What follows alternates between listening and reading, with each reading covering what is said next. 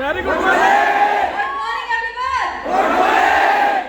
और आप सभी को पता है कि आज नवरात्रि का 7वां दिन भी है। यस और नारी को तो वैसे भी दुर्गा का रूप कहा जाता है। और नारी के 1-2 रूप नहीं, पूरे 9 रूप होते हैं। तो आप सभी को सबसे पहले नौ दुर्गा की बहुत बहुत बधाई, नवरात्रि की बहुत बहुत बधाई। और मुझे लगता है इस हॉल में बहुत सारे लोग आ गए हैं, एनर्जी लेवल अप भरी हुई है आप लोगों के अंदर। वो लोग आज 9 डेज का फास्ट है। हमारे बीच कुछ ऐसे साथी है क्या जिनका 9 दिन का व्रत है? एक बार खड़े हो जाओ अपनी जगह से, क्योंकि मेरा भी है। अरे वाह, जोरदार, एक बार जोरदार तालियां आप सभी को।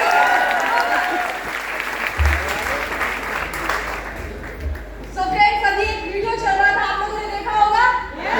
कैसा लगा आप लोगों को? बहुत अच्छा। आप चाहते हैं कि आपके घर के बाहर कुछ इतनी सारी कारें हो कि जिस दिन आप रेड कलर की ड्रेस पहनो उस दिन रेड कलर वाली गाड़ी, जिस दिन ब्लैक पहनो उस दिन ब्लैक कलर की गाड़ी, जिस दिन व्हाइट कलर की ड्रेस पहनो उस दिन व्हाइट कलर की कार। कहते हैं महिलाओं को मैचिंग मिलाने का बड़ा शौक होता है। मुझे भी बड़ा शौक है मैचिंग कार्स मिलाने का। जिस दिन जो कलर की आप ड्रेस पहने उस दिन उस कलर की कार से आप बाहर निकले। फ्रेंड्स, अपने बारे में आपको बता दूं, मेरा नाम सुरभि सिंह है। आपको मालूम ही है, बहुत सारे, कितने लोग मुझे पहले से जानते हो? अरे वाह, बहुत सारे तो पहले से जानते हो, फिर क्यों बुला लिया? ओके, कितने लोग पहली बार सुनेंगे मुझे? ये देखो, सुनेंगे सारे लोग पहली बार। पूरा हॉल आज मुझे पहली बार सुनेगा। Very good. सो अपने बारे में थोड़ा सा बता दूं आपको, मेरा नाम सुरभि सिंह है और मैं एक ऐसे छोटे से गांव से हूँ, यूपी में प्रयागराज में भी एक छोटा सा गांव, पीपल गांव, जहाँ से मैं बिलोंग करती हूँ। मेरी मदर एक प्राइवेट स्कूल में टीचर रही, मेरे फादर एक बिजनेसमैन रहे। बहुत सारे बिजनेस उन्होंने अपनी लाइफ में किए, एक के बाद एक सारे बिजनेस सुपर फ्लॉप। सारे बिजनेस में कई सारे बिजनेस उन्होंने बैंक लोन से स्टार्ट किए थे। और जब आपका बिजनेस नहीं चलता, आप लोन नहीं भर पाते, तो क्या होता है? इंटरेस्ट बढ़ता है, ब्याज बढ़ता है, और कई बार ब्याज बढ़ते बढ़ते मूलधन से भी ज्यादा हो जाता है। यस और नो? तो ऐसे ही कुछ हमारे साथ हुआ। बैंक का लोन बहुत ज्यादा बढ़ता गया और लोन नहीं चुका पाने की वजह से होता ये है कि बैंक वाले वसूली के लिए आते हैं। मैं बहुत छोटी थी, 6th-7th में थी। मैंने ये देखा कि गांव में वसूली के समय, मार्च के बाद, मुझे लगता है मार्च और अप्रैल में वसूली के लिए लोग आते हैं बैंक वाले। और बैंक वाले अकेले नहीं आते हैं, अपने साथ पुलिस वालों को भी साथ लाते हैं। किसी के साथ कभी ऐसी घटना हुई है, उन्होंने लोन लिया, चुका नहीं पाया और वसूली वाले आए? देखिए, एक लोग हैं, एक बार उनके लिए जोरदार तालियां बजाइए। उनकी और मेरी स्टोरी कुछ मैच कर रही है। मैं बहुत छोटी थी, मैंने देखा कि हमारे घर पे एक जीप आती थी। उस जीप में कुछ बैंक के लोग होते थे और बाकी पुलिस वाले होते थे। और गांव में पुलिस की गाड़ी अगर एंटर करे तो पूरे गांव के बच्चे और पूरे गांव के लोग उस गाड़ी के पीछे पीछे हो जाते हैं। यस वो ये देखना चाहते हैं कि ये तमाशा किसके घर होगा। गांव में तो लोग फ्री है, अगर आप किसी से एड्रेस भी पूछ लो वो आपको घर तक छोड़ के आएगा। कितने फ्री है। सिटी में अगर आप किसी से एड्रेस पूछते तो चलते चलते बताना, भाई वहां से वहां लेफ्ट से राइट चल जाना। गांव में अगर आप किसी से पूछ लो, वो कहेगा आप रुको मैं चलता हूँ, और वो साथ में जाके आपको छोड़ के आएगा। आपने ऐसा देखा है? कभी ऐसा आपके साथ हुआ है? अब नहीं हुआ है तो आप मेरे गाँव आना और कभी किसी का एड्रेस पूछ लेना। लोग कहेंगे सर आप भटक जाओगे, रुको मैं गाड़ी में बैठता हूँ, मैं आपको छोड़ के आ जाऊँ। वो इतने फ्री होते हैं।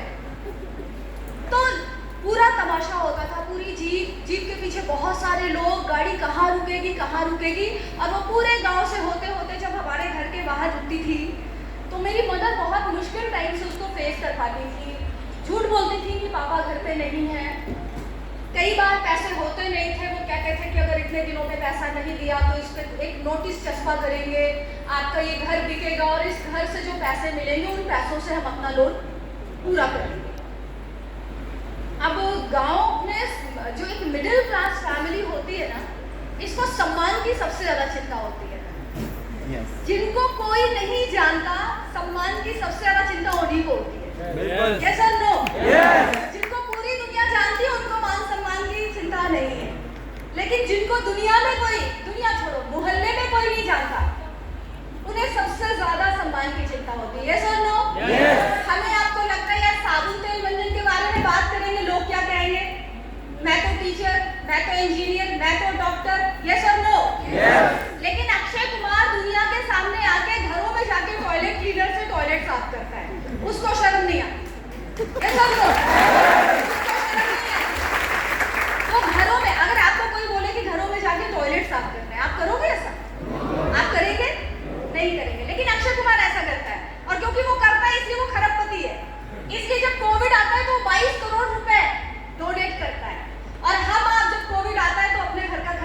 बनाने में भी दिक्कत आ जाती है। यस और नो?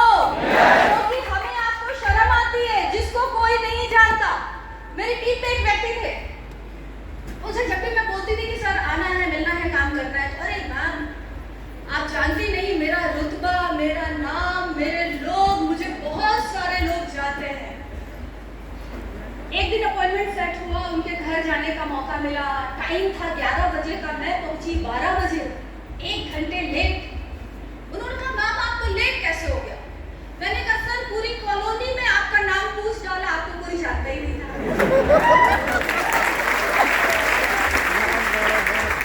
ऐसे ऐसे लोगों को नाम की बड़ी चिंता होती है। पूरी कॉलोनी में कोई नहीं जानता था, सबसे एड्रेस पूछा, नाम पूछा, कोई नहीं जानता था। वो कहता था मेरा रुतबा, मेरा नाम।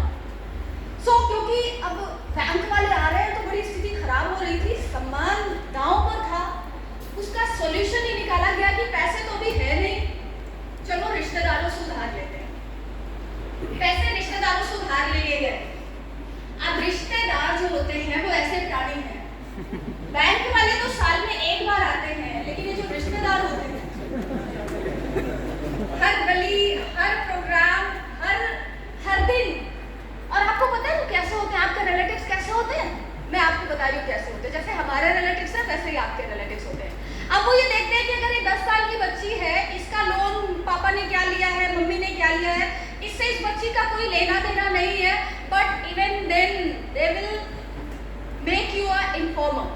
वो आपको पता है, आपको एक मैसेंजर बना लेते हैं। वो बोलते हैं कि अपनी मम्मी से बोल देना कि पैसे दे दे, अपने पापा को बोल देना कि पैसे दे दे। 10 साल की बच्ची से भी बोलते हैं वो ऐसा। तो ऐसा सुनने में बड़ा अजीब लगने लगा कि यार हम लोगों ने पैसे लिए हैं, हम लोगों को बोला जाता है। अब कहीं भी पार्टी में जाओ, फंक्शन में जाओ तो नजरें चुराते रहते थे, कहीं कोई देख ना ले, और देखेगा तो कहेगा संदेशा पहुंचा देना। मम्मी कहीं जाती नहीं थी क्योंकि मम्मी का जो शेड्यूल था वो बहुत हैक्टिक। वो प्राइवेट स्कूल में पढ़ाती थी, सुबह 4 बजे उठती थी, 4 बच्चों का वो लंच तैयार करती थी, इसके बाद वो स्कूल जाती थी, स्कूल के बाद वो स्कूल में रुक के ट्यूशन पढ़ाती थी, ट्यूशन के बाद वो घर आके फिर से ट्यूशन पढ़ाती थी। उनका लंच होता था शाम को 7 बजे। खाना खाने की भी फुर्सत नहीं थी उनके पास, इतना ज़्यादा उनका हैक्टिक शेड्यूल। और मैं चाहूँगी कि हर औरत, हर माँ एक मदर इंडिया होती है, तो हम सभी लोग अपनी माँ के लिए एक बार जरूर तारीफ।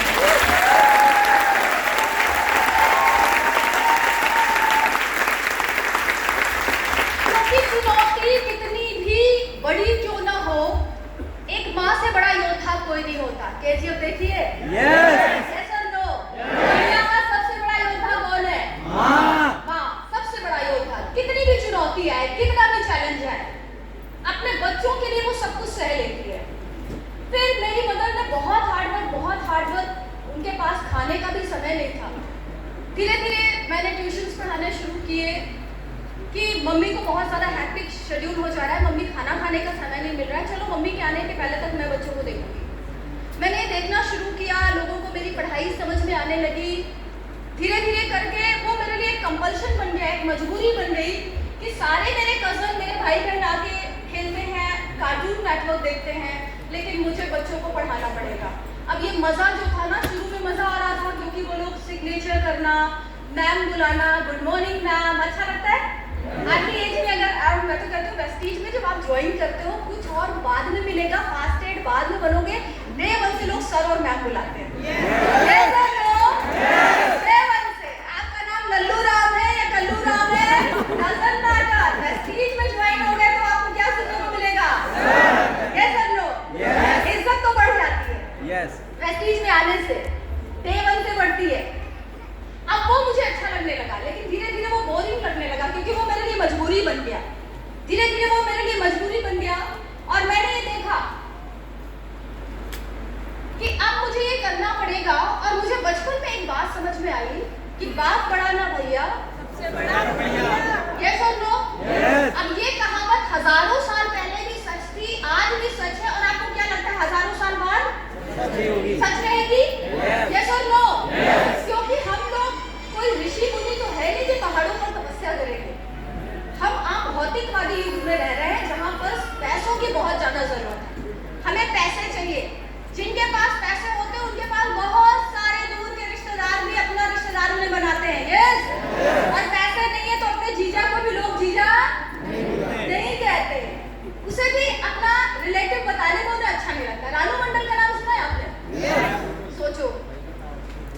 फेमस हुई तो पता चला अरे उसकी तो मौसी भी है, उसकी तो बेटी भी है, उसकी तो माँ भी है, उसके पास सब कुछ है। लेकिन जब वो रेलवे स्टेशन पे गाना गाती थी तब उसका कोई नहीं था। ऐसा ही होता है, संघर्ष में व्यक्ति अकेला होता है लेकिन सफलता में दुनिया साथ हो जाती है। हमारे साथ यही होगा, हमारे साथ में यही होगा। फ्रेंड्स, वेस्टलीज में आने से पहले मेरे एल्डर ब्रदर है, वो अपना कंप्यूटर इंस्टीट्यूट चलाते थे। हमने बड़ी अर्ली एज में काम करना शुरू किया। जब हम बहुत छोटे थे तब से हमने काम करना शुरू किया। अपने छोटे मोटे एक्सपेंसेस के लिए कभी भी पेरेंट्स से हाथ नहीं फैलाया। कोचिंग पढ़ाते थे, ट्यूशंस पढ़ाते थे, अपनी फीस अपने खर्चे खुद से निकालते थे। हमारे बीच ऐसे कुछ स्टूडेंट्स हैं जो अपना खर्चा खुद से निकालते हैं। एक बार जगह से खड़े हो जाओ, अपना खर्च खुद से निकालते हो। क्या करते हो मैम? आप बैठ गए, आप बताइए क्या करते हैं? आगे जॉब करते हैं, जॉब के साथ वेस्टीज कर रहे हैं। सर आप क्या करते हो? तो फुल टाइम वेस्टीज से अर्न करते हैं। आप क्या करते हैं? आप टीचर हैं, टीचिंग के साथ आप वेस्टीज करते हैं। आप क्या करते हैं? आपकी क्लिनिक है, क्लिनिक के साथ आप वेस्टीज कर रहे हैं। मैं आप सभी को हैट्स ऑफ करूंगी और मैं चाहूंगी बाकी सभी लोग जोरदार तालियां बजाएं। आप सभी लोग बैठ जाएं और मैं बाकी लोगों से जरूर बोलूंगी कि अगर आपको अपने एक्सपेंसेस, अपने खर्च अपने पेरेंट्स से मांगने पड़ रहे हैं तो आज ये डिसीजन लेना कि अपने खर्च के लिए कभी भी अपने पेरेंट्स पे डिपेंड नहीं होना है। जो पैसा आपकी जरूरत का है, आप खर्च करना चाहते हैं, वो पैसा किसकी कमाई का होना चाहिए? किसकी कमाई का होना चाहिए? खुद की कमाई का होना चाहिए। कभी भी कोई भी लग्जरी डिमांड अपने पेरेंट्स से नहीं करेंगे। उन्होंने जो आपको दिया है, जितना आपको दिया है वो बेस्ट है। अब उससे ज्यादा की डिमांड आपको नहीं करनी है। मुझे फ्रेंड्स बचपन में कभी नहीं पता चला मुझे बड़े होकर क्या बनना है। मुझे बस एक बात पता चली थी, मुझे पैसे खूब कमाने हैं, क्योंकि मेरे घर में स्थिति बहुत खराब थी पैसों को लेकर। मम्मी पढ़ाती थी, जिस स्कूल में मम्मी पढ़ाती थी वहीं पे हमारा एडमिशन हो गया। क्यों? क्योंकि जो टीचर्स होते हैं उनके बच्चों की फीसेस नहीं लगती हैं। ये बात आपको पता है? आगरा में भी ऐसा होता है। आगरा में ऐसा होता है कि अगर आप एक टीचर हैं तो आपके बच्चे जो स्कूल में पढ़ेंगे उनकी फीस नहीं लगेगी। तो हम लोग उस स्कूल में पढ़ते थे जहाँ पे मम्मी पढ़ाया करती थी, ताकि वहां पर हमारी फीसेस ना लगे। घर एक ऐसा था हमारा कि जब बारिश होती थी तो पूरा घर जलमग्न हो जाता था, बारिश में पानी से भरता था, बाहर भी और अंदर भी। जब मैं सेलिब्रिटीज के इंटरव्यूज पढ़ती थी तो मैं देखती थी कि उनसे जब पूछा जाता है कि आपका फेवरेट सीजन कौन सा है, तो वो बोलते थे बारिश। और मैं ये समझ नहीं पाती थी कि बारिश तो सबसे खराब सीजन होता है, इतना कीचड़, इतना पानी, और ये सेलिब्रिटीज कह रहे हैं कि मुझे बारिश पसंद है। बारिश तो अच्छा होता ही नहीं है। ये कब था? जब घर के बाहर और घर के अंदर पानी भर जाता था। बाद में मुझे पता चला कि सच में सबसे अच्छा सीजन तो बारिश ही होता है। जब मैं ऑडी में चलती हूँ और हाईवे पे चलती हूँ तब मुझे ये बात समझ में आई कि सबसे अच्छा सीजन कौन होता है? आपकी परिस्थितियां डिसाइड करती है कि आपका फेवरेट सीजन कौन सा होगा। अगर आपको आज बारिश पसंद नहीं है तो आपको इतना पैसा जरूर कमाना है कि आपको बारिश पसंद हो जाए।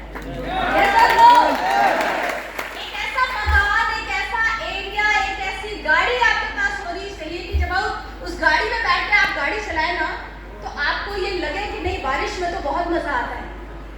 मुझे समझ में आया कि पैसे वालों का जो फेवरेट सीजन है वो बारिश है, और जितने भी गरीब होते हैं जिनके घर में बारिश का पानी टपकता है, उन्हें क्या कभी बारिश अच्छी लगेगी?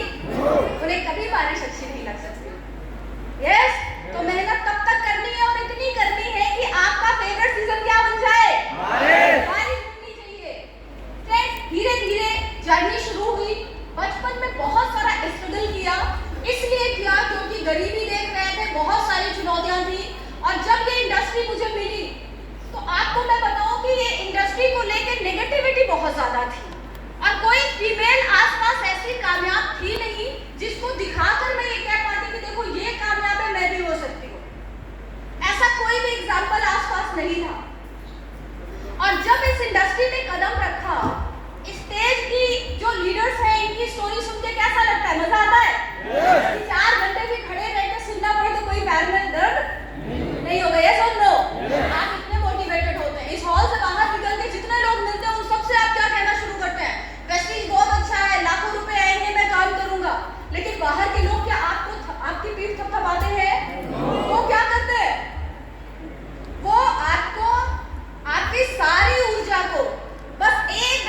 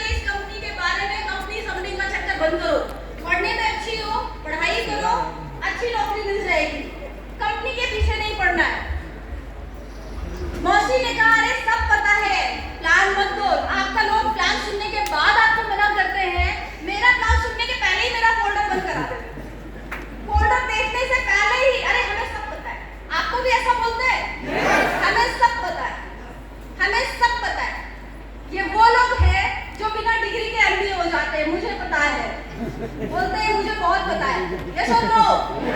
और ये जितने भी रिलेटिव्स हैं ये आपको ऐसे ही डायलॉग देंगे। मेरे जीजा जी के पास मैं बताने के लिए गई, मेरी मौसी के रिलेशन में थे जो जीजा जी लगते थे, उनके पास जब बताने के लिए गई सब कुछ बताया, बहुत अच्छे से बताया, बहुत ध्यान से सुना, प्रोडक्ट भी ले लिए, 2-2,500 के प्रोडक्ट लिए उन्होंने। प्रोडक्ट लेने के बाद अब मैं सोच रही हूँ पैसे दें, अपने से दे दें। जीजा जी से पैसे मांग सकते हो या अपने रिलेटिव से? हम बैठे थे, एक के बाद और एक चाय भी पी ली जबरदस्ती कि शायद वो पैसे निकाल के दे दे, लेकिन उन्होंने पैसे नहीं दिए और हमने भी संकोच में मांगे नहीं। हमें लगा कि बाद में दीदी दे देंगी, चलो अभी चलते हैं। एक दिन के बाद मेरी दीदी का फोन आया और उन्होंने बोला कि ऐसा है कि जो प्रोडक्ट दे के गई हो ना ये लेके जाओ, क्योंकि जीजा जी ने अपने किसी फ्रेंड से बात करी है और उन फ्रेंड ने बोला है कि बिना डॉक्टर के एडवाइस के कुछ भी नहीं खाना। पैसे दिए नहीं थे, प्रोडक्ट उनके घर पे रखे थे। मैं भारी मन समझते हो, भारी मन से उनके घर गई, भारी मन से उन प्रोडक्ट को लिया और मैं वापस आ गई। 3 साल के बाद जब मैंने रस्सी से ऑडी ली, तो भाई ऑडी लोगे तो सबसे पहला काम तो अपनी डीपी ही चेंज कर देना। आप भी ऐसा करोगे? ऑडी की चाबी बाद में पकड़ाई जाती है, डीपी पहले चेंज होती है, समझ लो। अब भाई मेरे साथ भी ऐसे ही हुआ। अब ऑडी ले ली, रेड कलर की ले ली, दुनिया को बताना भी तो था। फेसबुक पे डीपी चेंज, हर जगह व्हाट्सएप पे डीपी ऑडी के साथ लग गई। मेरे जीजा जी ने देखा 1 महीने बाद, अब उन्होंने मुझे फोन किया कि तुम्हारी ये जो फोटो लगी है, डीपी लगी है, इसमें ये ऑडी किसकी है? मैंने कहा ये ऑडी मेरी है। कहते क्या तुमने